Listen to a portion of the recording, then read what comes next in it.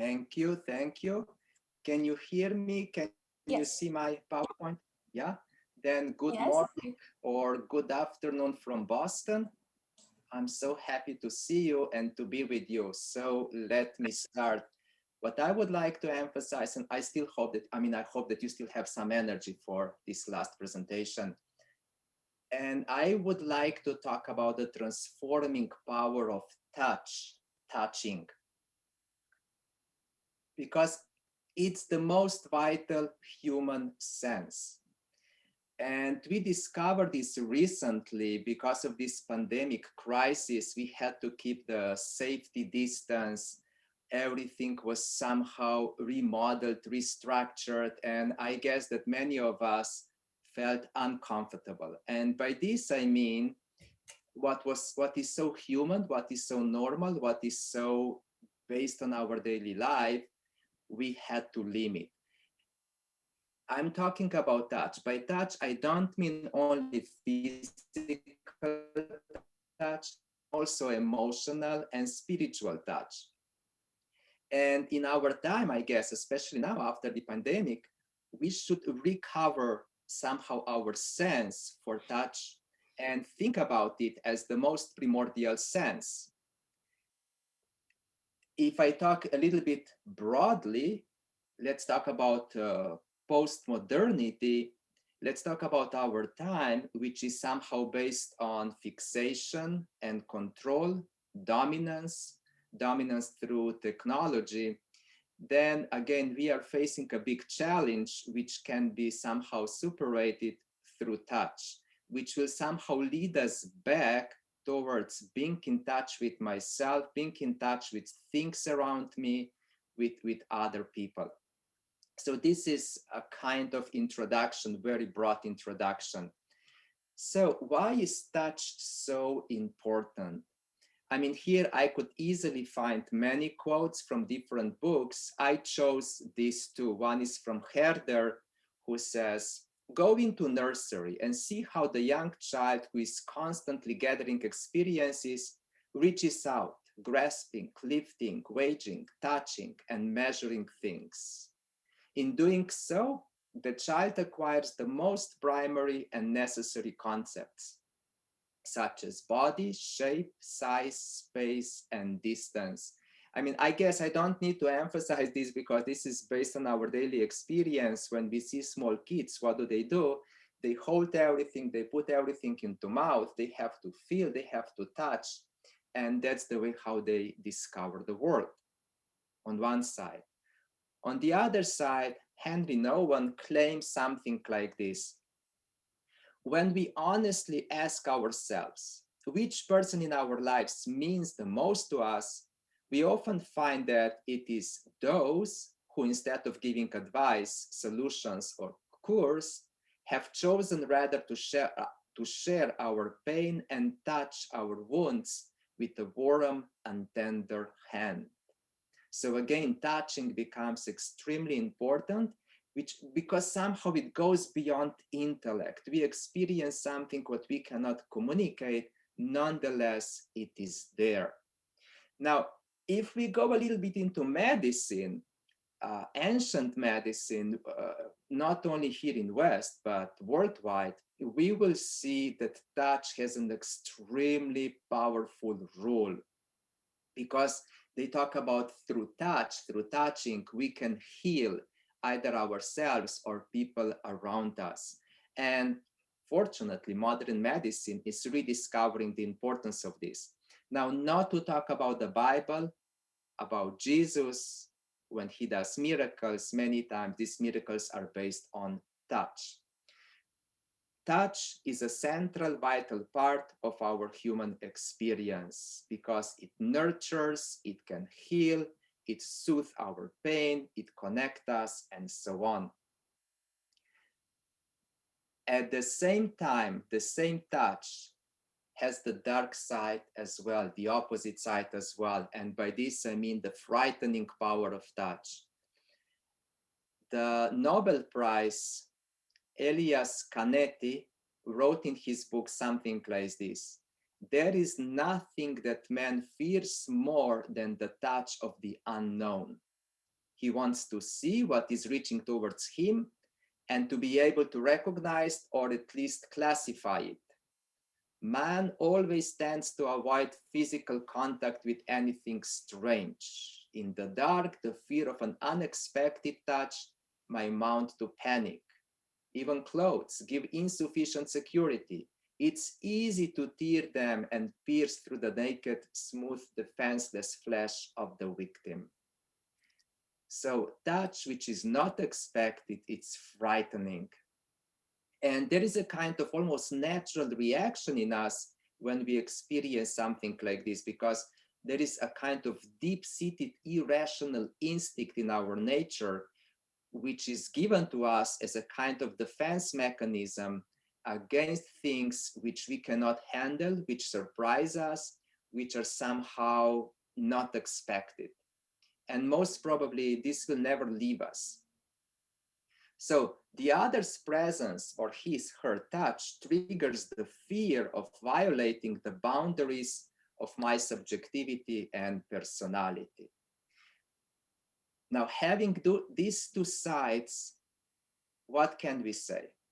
The touch has two sides. On one side, it can lead us to union, harmony, fusion, like being one with the other, either other people, or being one with myself, being one with God.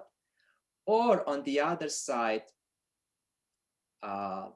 violent touch gesture, which crosses the subjective boundaries, creates awareness of myself as a separate and distinct self, which needs to be protected. So the same motion of hand, either grasping or killing, or soft tactual sensation, through this motion, one can become aware of him, herself as a distinct itself. Now, let's do a little bit of history. And by this, I mean, let's go to Aristotle. In his book, The Anima, he claims something like this: the soul is like the hand.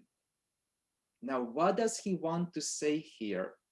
And then, I mean, reading different commentaries, they will say, like this gentleman here, Rosen, knowing is touching.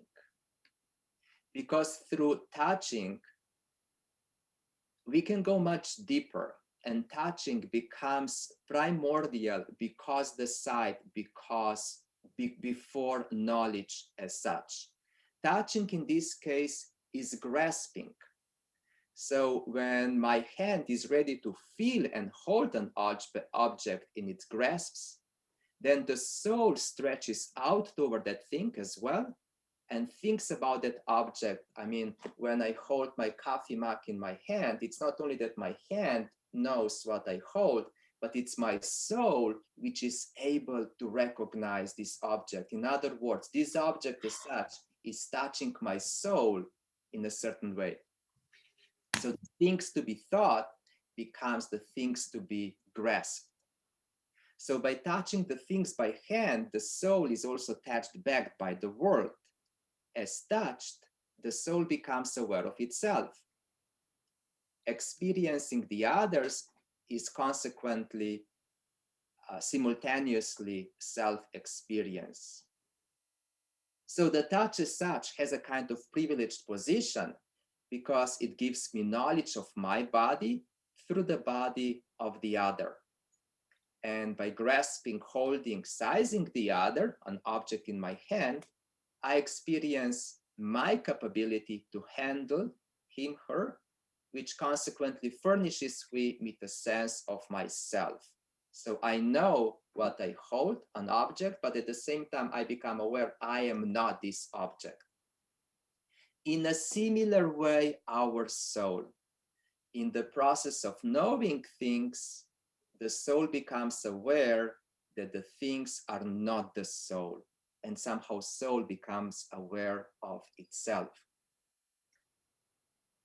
Now, this touch, holding something, can become one-sided as well, because whatever I hold in my hand, grasp in my hand, can become a tool. And what do we mean by tool? Something which I'm using for something else, whatever is in my mind. I'm not going to go here now to Heidegger. He has beautiful explanations about this. There is a certain advantage of having tools in my hand. By this, I mean, I know exactly how to use these things, what are they for. So I have a kind of instrumental knowledge. I know that this is for drinking. It's not a hammer for kneeling up, for hitting the nails, even though I can use that, but it's not going to work. So it's a kind of knowledge which is in a certain way one-sided. So this knowledge can lead me to manufacturing, to producing more of the same stuff with my hands, of course, and to production. But in both cases, I know the things as such from outside. I don't know the things as such from inside. And this is now the key point, which we are trying to superate. As a kind of opposition to knowing the object as a tool is the charis. And by charis, I mean a gentle and loving touch or stroke, something like this, which is a special engagement with my hand in activity that is devoid of practical purpose. I mean, touching something like this, or with my soul, or with my emotions, yeah, it's far beyond manufacturing or production. Now, let me explain this a little bit more. The charis as such is a kind of struggle, it's a kind of fight, because on one side, I have to keep the distance. I mean, if I grab my hand like this, then the charis is gone. So I have to keep the distance, but at the same time, I have to be close. So there is a kind of fight, struggle between the distance and proximity. If I go too far, I destroy everything. So the caressing hand is nothing else than the grasping hand that forgets or resigns from its violence. And there is a struggle to hold the other. To hold in this case would mean to touch a thing. The charis is a holding that is doomed to failure. In the charis, the otherness of the other remains intangible. In other words, I'm trying to touch something which deep down I cannot touch. Because the other in this case is presented as an object, as a person. And this is what I'm trying somehow to touch. So there is a transcendence there that goes beyond of what I can touch, what is palpable with my hand. And this transcendence is embodied in the other, but it cannot be felt and known as an object. So the charis invokes the otherness of the other to come, inhabit, manifest, create itself in the body given to my touch. And it's not a simple stroking, it's a shaping. Sartre, his quote, in caressing the other, I cause his flesh to be born beneath my cares under my fingers. I found a very interesting, inspiring idea by John Manosakis, who describes the charis in the following way. Since we don't have much time, I will shorten a little bit this quote. I'm in the middle of the quote. In facing the other subjectivity, so we are talking about this charis touch, I'm touching the other subjectivity, precisely in order to allow the other subjectivity to manifest itself as such. But in order to do this, I have to resign from my subjectivity. Somehow I need to go beyond my subjectivity. I have to undertake and undergo a self-willed kenosis, because this will now allow me to know the other subjectivity. I let myself become an object to the other. I make myself open and vulnerable to the other's touch. So from being a body, I become aware that I have a body through this touching the other. The other's touch has caused me to have a body which is still the body that I am. The self-consciousness of I originates through the other. This I now becomes aware of him, herself through the other. Now, knowing this, I'm almost done. Let's go towards the end. So if we place touch very high, yeah, like the primordial, one of the most important human senses, most probably relatively soon, we will, we are making a kind of almost, I'm not saying revolution, but it's a completely different understanding and view of the world, different from the Greeks, because in their hierarchy of the senses, vision was the highest one. I'm sure all of you are familiar with Plato, either in his book Republic or in his Symposium. In his Symposium, he talks about this Diotima's ladder, where he literally says that the vision is the highest human sense. So it goes like this. First of all, I fall in love with a body. And then from this body, I'm somehow extending my love towards all bodies around me. So from loving one person, I will be able to love all other people. And then from loving all other people, I will somehow go beyond people and start loving institutions which somehow include beauty. And from institutions, I will move further and I will start loving theories of beauty as such, science of beauty as such. And then finally, I go even higher, and hopefully I will be able to see, contemplate theoria, the beauty as such, the beauty in itself. Yeah.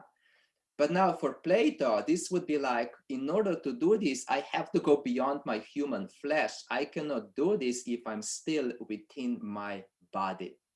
So this would be the ancient Greek understanding, putting the vision very high and touch very low. With Christianity, we have a kind of reversal. Why? Because this God somehow became human. And as a human, Jesus as a human being, somehow we can touch Jesus. So through this incarnation, God is no longer inaccessible, but come into contact with our nature in the human body. So God is available to our touch on one side, and on the other side, willing to touch us humans. So this is something radically new. And again, for many people, a kind of paradox, unique, because other religions don't have this. Yeah, it's contrary to religious thinking of other religions, that God as such comes and touches us, especially those, we know this from the gospel, those who are sick, who are disabled, who are possessed, those who would like to be in touch with God. There is a kind of physical touch there. And this is something new comparing to the Old Testament as well, because in the Old Testament, God's revelation somehow is based on hearing. Now, in the New Testament, it's somehow based on touch as well. So in other words, we have a new ladder of senses where the sight and hearing are not the highest, but the touch somehow goes much higher. Now, from here, we can go and talk about the church fathers. What I will mention here very shortly is only the Origen, who is somehow the pioneer of the doctrine of the spiritual senses. And as we know from history, he was dealing with the Gnostics. Gnostics claim, well, in order to know God, you have to have a kind of special knowledge, which is reserved only for few people, and so on and so forth. But he said, no, somehow we should be able to connect with God through our senses. So he does a kind of justice to the sight, hearing, taste, smell, and touch as spiritual realities. All this is somehow based on the assumption that there is in us a kind of generic divine sense through which we can then experience God's presence. So we have mortal senses and immortal divine senses in us, which somehow help us to reconnect with God, including with touch. Now, I'm not going to go further here because this would be another conference. My conclusions somehow go this way. Balthasar, in his book, The Glory of the Lord, talks a lot about the hierarchy, the Christian hierarchy of the senses, where touch somehow occupies the highest, most exalted place. So from verbum increatum, we are moving to verbum incarnatum. So from seeing, hearing, we are moving up to tasting and touching. One quote from his book: "The earth is the most unpretentious, the humblest element, and precisely for this reason was chosen to be the midpoint of the world and of the proofs of God's grace." So God became part of this world. God became physically part of my nature, in order that I can experience, touch God. So to see the perfectly human and a perfectly divine being in Christ, one needs to touch him. From the gospel, we have this beautiful story about the bleeding woman who wanted to touch Jesus. However, now let's be careful. We don't talk about a kind of magical touch. I touch and then suddenly everything will be okay. This would be magic. This would be idolatry. So what was healing in this lady was not touch as such, but this was the faith behind her touch, her faith that she can touch him, and consequently that she can be touched by Jesus, from Jesus as well. In our time, in our life, as being part of church, we can talk about sacraments, which are nothing else as a kind of divine touch of our reality.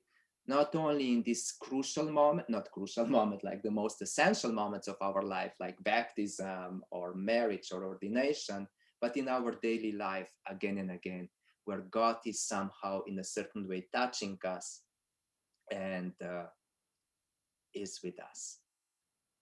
Thank you.